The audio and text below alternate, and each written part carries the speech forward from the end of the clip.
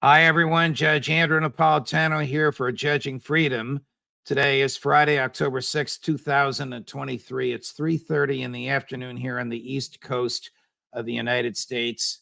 My favorite time of the week because it's the time for you to ask me questions. So I'm just going to scroll through the questions we have. I'm going to click on them like I just did here. Steve, you donated $5 to the show. Thank you very much. Very much appreciated. Judge, would you please explain what you mean by the welfare state? I and many I know, could use some explanation is what you meant. So the welfare state is a state of affairs where the government, using the force of government, takes from the haves and gives to the have-nots. Prior to the progressive era, that's about 100 years ago, when Woodrow Wilson and Teddy Roosevelt were back-to-back presidents of the United States, and they were pretty much Tweedledee, Tweedledum, very different in personality, but very much the same in using the power of government to touch and shape the lives of individuals, something that was alien to the framers when they wrote the Constitution. That's for the states to do and not the feds.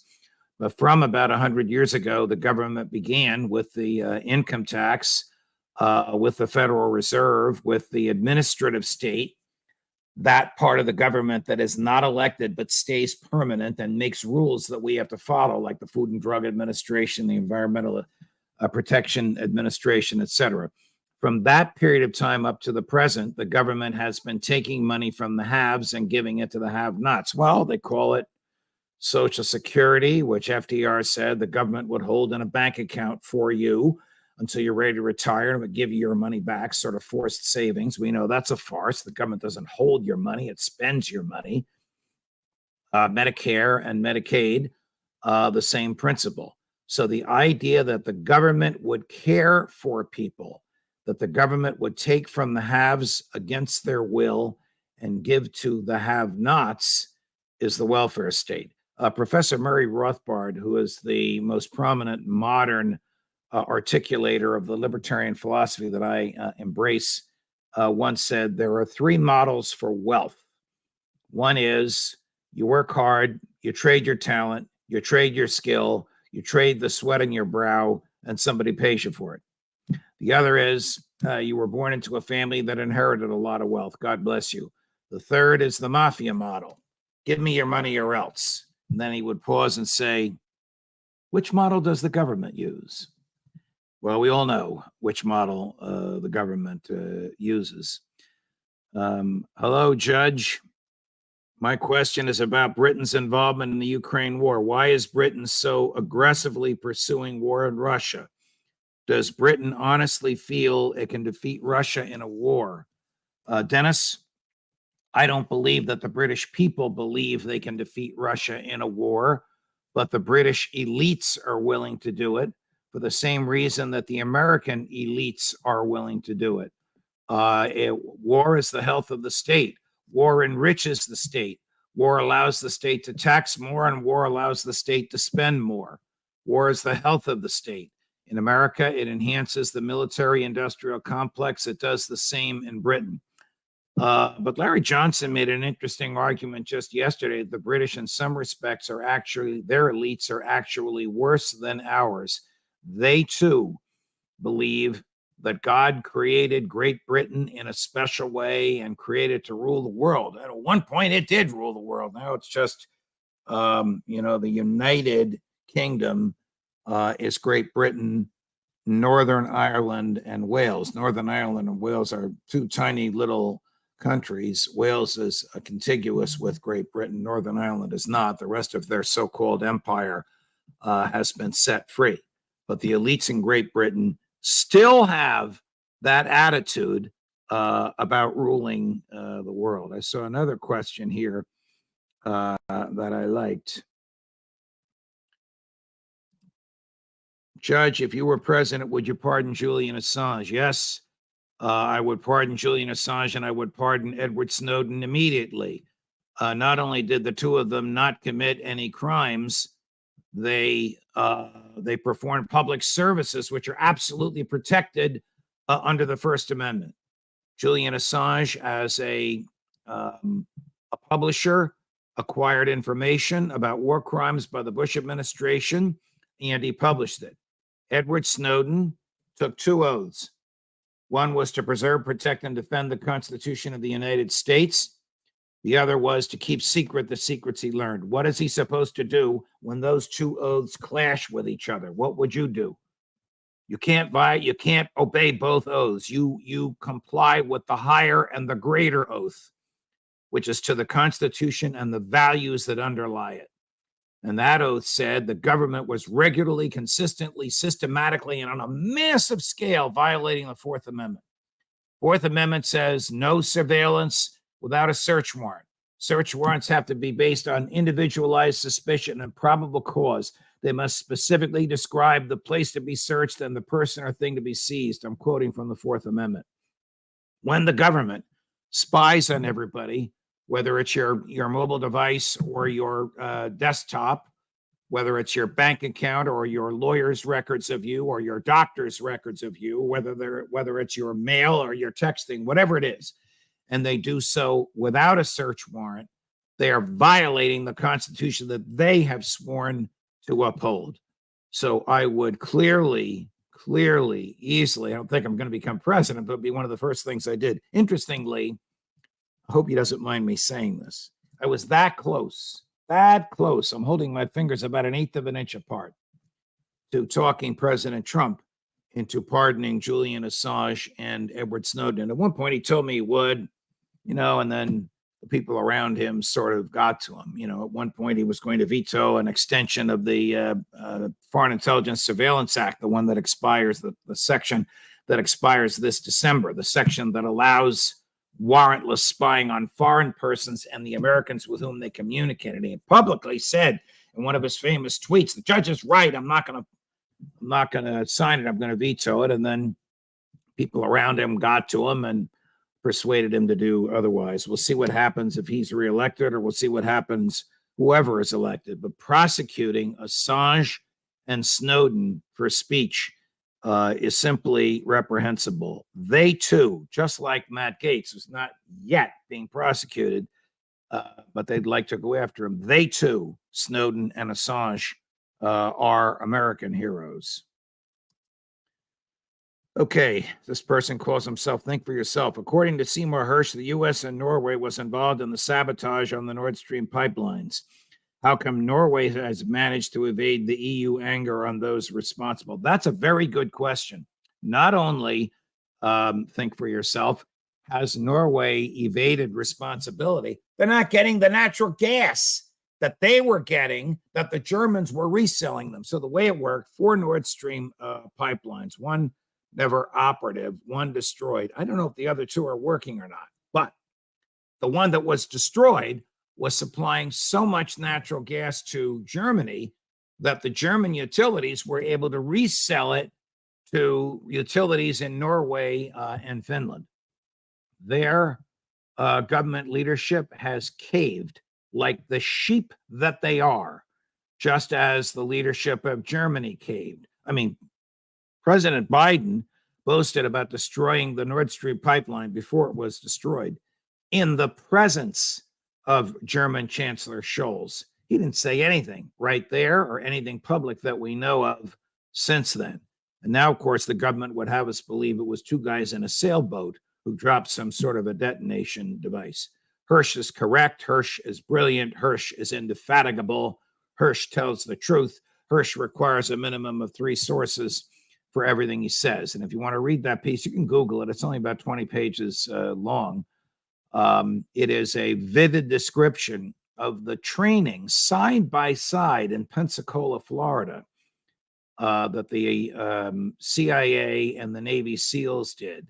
It's about the objections, the intellectual, the ideological, the moral objections that some of them had, but it's about how they did it anyway. And it's about Joe Biden's personal involvement in the destruction of this pipeline, about which, of course, like many other things, he has not told the truth. Somebody asked a question earlier about, I can't seem to find it, but I'm going to read it anyway, about jury nullification. One of you has written in, Judge, what is jury nullification? With the exception of this judge, Nearly all judges hate jury nullification and will not tell the jury about it. What is it? So the great story of jury nullification goes back to the War of 1812, when the British tried to take back the colonies, or we tried to take Canada from them. It's not clear what caused the war, but they were here. They burnt the White House. They burnt the Capitol. They are marching through Upper Marlborough, Maryland, in a platoon of British soldiers, captures 6 town people, and says they're going to hang at dawn. The mayor, unarmed, walks into the middle of the British encampment, and unbeknownst to the British, local militia had captured 6 British soldiers. So the mayor says to the captain, "We got 6 of your soldiers. You hang ours, we'll hang yours. You let ours go, we'll let yours go." Mayor and the British captain shook hands. The Americans were released. The British were released. 6 months later, the war was over. There was a tumultuous parade, I'm getting to my point, to celebrate what the mayor did. The mayor was the guest of honor at the parade. After he finished giving his speech, 2 strangers came up to them, and one of them put leg irons on his ankles and shackles on his wrists and handed him a piece of paper. They were agents of the federal government who were there to arrest him for treason, providing aid and comfort to the enemy in wartime. And then 2 months later, there was a trial. And at the trial, the government stood up and said, well, everybody knows what he did. He did surrender the British soldiers. And the defense stood up and said, yes, everybody knows what he did. He saved innocent lives. The judge said to the jury, go across the street to the tavern. In those days, that's where jurors met. And after you finish the tavern keeper's best ale, come back with your verdict. Poor person stands up and said, Judge, we don't need to go to the tavern, but we will if you'd like us to, but we have a verdict. The verdict is not guilty. The first example of jury nullification, which basically says we don't care if the defendant literally did what the government says he did for public policy reasons, for the greater good. He should not be prosecuted. So when the evidence of guilt is overwhelming, pardon me, but the jury knows and understands and believes that it is wrong to prosecute this defendant, you might want to make the argument for Donald Trump. Jury nullification will find the defendant not guilty. There's no appeal. There's no appeal from an acquittal, and there's nothing that the government can do about it. Now, if defense counsel stands up and says to the jury, and says to the judge, would you tell the jury about jury nullification? No judge is going to do that, because judges, this one is the exception, don't believe it and don't like it. They like the jury to resolve things on the evidence, not on their views of public policy. I think it's a great aspect of American freedom, and I wish we could see more of it.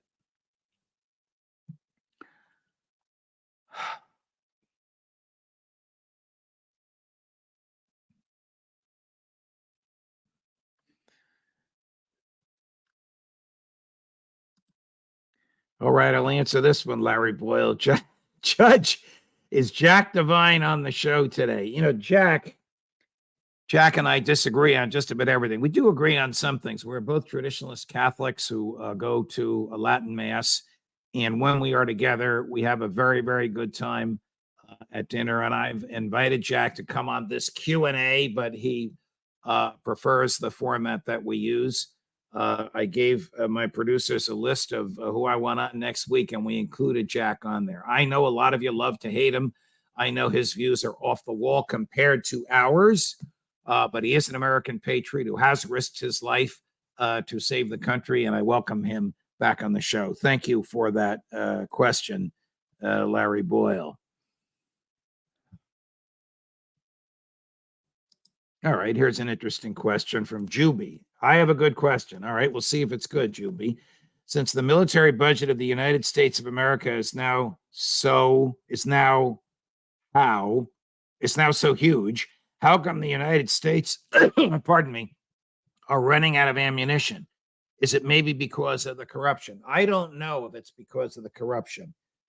Initially, what we were giving the Ukrainians was from our surplus.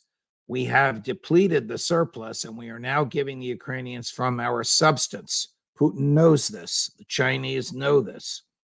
God forbid we're in a war. I mean, the last real war we fought was World War II. Since then, we fought opportunistic wars, which are immoral and illegal, and we lost almost all of them: Korea, Vietnam, Afghanistan, Iraq, where we shouldn't.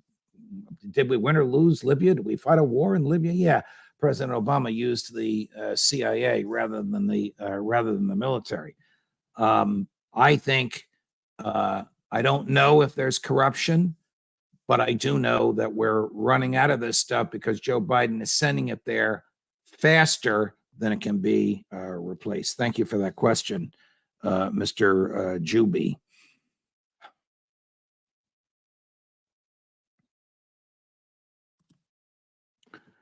Patrick Jean-Claude, Judge, with the woke politicians, our country is declined right in front of our eyes. Our Constitution belongs in a museum. A much time before we reach the point of no return. Thank you and Godspeed. Okay, so there's two ways to look at the Constitution, Patrick Jean-Claude. One is formally and one is functionally. Formally, it still exists. Formally, there's a House of Representatives. Formally, there's a Senate. Formally, there's a president. Formally, there's a judicial branch. But functionally, it doesn't work. Functionally, it fails to restrain the government. Functionally, it fails to preserve our liberty. Functionally, it couldn't care less about personal liberty. Functionally, it's found all kinds of ways. I've written about this extensively. If you Google my writings, I wrote a book called The Constitution in Exile, which argued that the Constitution was effectually exiled. And I just cataloged the hundreds and hundreds of examples of where the government has exceeded its power under the Constitution. It bribes the states with cash. It bribes the rich with bailouts. It bribes the poor with welfare. And it bribes the middle class with tax cuts. And when it engages in these bribes, it does it in return for changing the law of the land and exceeding what Jefferson called the chains that the Constitution erected to chain the government down and confine it within the boundaries of the Constitution. Functionally, the Constitution has been a dismal failure, but formally, it still exists. We still elect a president every 4 years. We still elect the House every 2 years. We still elect 1/3 of the Senate every 2 years. We still appoint judges, supposedly bright and independent-minded thinkers. Doesn't always work that way. And they have their jobs for life. And supposedly the states are still sovereign and autonomous. All of those supposedlies are just supposedlies. Great question, Patrick Jean-Claude. Thank you very much for it. Patrick, you've repeated that question many times. I got to find somebody else here. All right, here's an interesting question from Starman Hav. Hello, Judge. What is your opinion of Citizens United versus FEC? That's the Federal Election Commission. Do you believe the court ruled correctly? Not all libertarians agree with me on this, but I believe the court did rule correctly. So Citizens United was a group, a liberal group, supporters of Hillary Clinton that wanted to spend more money than the Federal Election Commission would allow them to do. And the Supreme Court, my college classmate, Justice Alito, writing the opinion, said money is used to express an opinion. And the expression of opinions is absolutely protected under the First Amendment. So if you have the money to do it, if you're George Soros or you're Charles Koch, and you want to spend $1 billion for Hillary Clinton or for Donald Trump, go ahead and do it. You're free to spend your money how you want, and you're free to express whatever opinion you want. That's Citizens United versus FEC. The people that don't like it say money has corrupted politics. It has. The rich can get away with things that the poor can't. That's true. But I still come down on the side of my friends who support the First Amendment. All right, Walter Baumgarten, any chance you can stop playing Hillary clips? They make me want to gouge my eyes out. I saw this earlier, Walter. All right, okay. We played enough Hillary. I'm going to quote Prime Minister Rishi Sunak for the here and now. But if she keeps saying this crazy stuff, we'll play them again. God bless you. Thank you so much, my friends. Thank you for your questions. Thank you for the subscriptions. We broke 206,000 this afternoon. Our goal is 250,000, 250,000 by Christmas time. If you like what we do, spread the word. Tell your friends, tell your neighbors, tell your enemies, tell people who believe in big government. Here's where you can get a lesson in protecting liberty and judging freedom.